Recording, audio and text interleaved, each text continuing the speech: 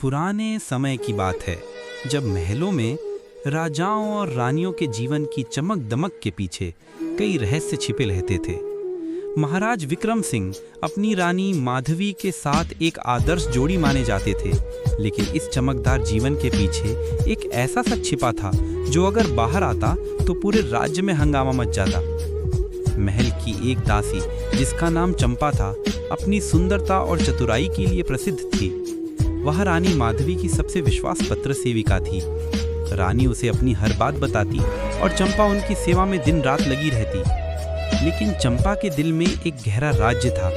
चंपा ने बचपन से ही महलों के जीवन का सपना देखा था, लेकिन वह जानती थी कि एक दासी के रूप में वह कभी रानी नहीं बन सकती। एक दिन जब महाराज विक्रम सिंह अकेले उद्यान में टहल रहे थे, चंपा ने उन्हें अपनी ओर आकर्षित करने की कोशिश की। उसकी सुंदरता और बातों का जादू ऐसा चला कि महाराज धीरे धीरे उसकी ओर खींचने लगे। रात के अंधेरे में जब पूरा महल सो जाता, चंपा गुप्त मार्ग से महाराज के कक्ष में जाती। उनकी मुलाकातें बढ़ने लगी। चंपा को ये एहसास होने लगा कि वह सिर्फ एक दासी नहीं बल्कि महाराज की जीवन का हिस्सा बन चुकी है। लेकिन उसे ये भी पता था कि ये रिश्ता अगर रानी माधवी या किसी और को पता चला तो उसकी जान खतरे में पड़ जाएगी। चंपा और महाराज विक्रम सिंह का यह गुप्त रिश्ता धीरे धीरे गहराता गया। महाराज चंपा की ओर इतने आकर्षित हो गए कि उन्होंने उसे महल के कई महत्वपूर्ण काम सौंप दिए। चंपा ने भी अपनी चतुराई से रानी माधवी का विश्वास बनाए रखा, लेकिन महल की दीवारें हमेशा गुप्त बातें सुन लेती हैं। एक दिन रानी माधवी की एक अन्य दासी गौरी ने चंपा को रात के अंधेरे में महाराज के कक्ष की ओर जाते हुए देख लिया। गौरी को चंपा पर पहले से ही शक था। उसने यह बात रानी माधवी को बताने की ठानी। अगले दिन रानी माधवी ने चंपा को अपने पास बुलाया। वह हमेशा की तरह मुस्कुराई और उससे पूछा, चंपा, तुम मेरी सबसे विश्वास पात्र हो, है ना? चंपा ने सिर झुकाकर कहा, जी हाँ महारानी, आपके लिए मेरी जान भी हाजिर है। रानी ने हल्की मुस्कान के साथ कहा, तो फिर तुमसे एक काम चाहती हूँ।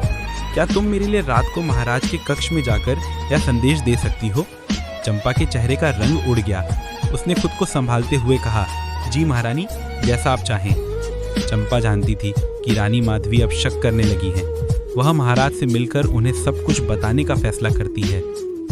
उसी रात जब चंपा गुप्त मार्ग से महाराज के पास पहुंची तो उसने उन्हें रानी के बढ़ते शक के बारे में बताया। महाराज ने उसे शांत करते हुए कहा, डरो मत चंपा, मैं सब संभाल लूंगा। लेकिन यह मामला इतना आसान नहीं था। रानी माधवी ने अपने गुप्तचरों को पहले ही चंपा के पीछे लगा दिया था। जैसे ही चंपा महाराज के कक्ष से बाहर निकली, उसे पकड़ लिया गया।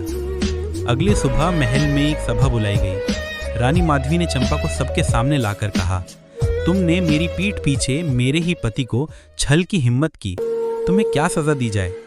महाराज विक्रम सिंह ने रानी की ओर देखा और कहा, यह सच कि चंपा ने गलती की है, लेकिन इसमें मेरी भी बराबर की भागीदारी है।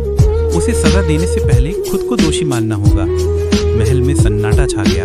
अब रानी माधवी के सामने एक कठिन निर्णय था। क्या वह अपने पति को माफ कर देंगी या चंपा को सजा देकर इस राज्य को